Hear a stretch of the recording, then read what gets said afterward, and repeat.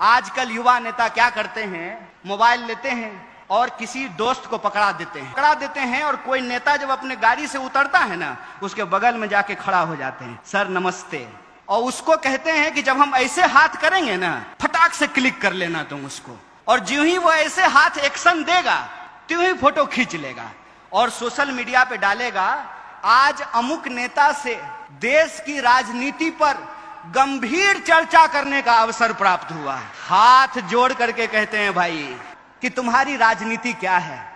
इस देश में बाप जात पैसा चलता है मेरे भाई, बीजेपी, बाप जात पैसा।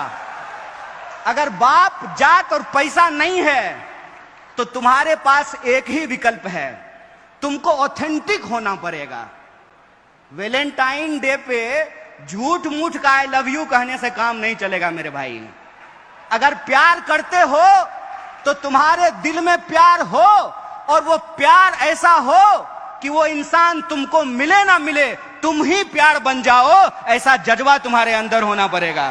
और ऐसा जज्बा अगर तुम्हारे भीतर है तो मैं तुमको एक बात कह देता हूं, कोई बाप ऐसा बच्चा नहीं पैदा किया है कि संघर्ष की कोख से पैदा होने वाले इंसान का रास्ता रोक दे। तुमको सत्य के साथ खड़ा होना पड़ेगा। फिर वो जो नेताजी के साथ तुम ऐसे फोटो खिंचा रहे हो ना, वो नेताजी अपने पीए से फोन कराएंगे कि जरा उसको बुला दो, तो तुम कहना नेताजी बाद में आते हैं, अभी हम आंदोलन करने जा रहे हैं, जरा कलेक्टर को हम स्मारक पत्र देने के लिए जा रहे हैं। राजनीति का मतलब सत्य के लिए संघर्ष करना होता है और सत्य की एक विचारधारा होती है, इस बात को याद रखना। दक्षिण, वाम और मध्य के बाद के रास्ते में मैं पढ़ने के लिए नहीं कहता हूं, उसका चुनाव आप खुद करो, लेकिन कैटेगरी में मत फंसो। लेकिन एक कैटेगरी जरूर होती है, वो कैटेगरी होता है सत्य का। उस सत्य की विचारधारा पे चलो।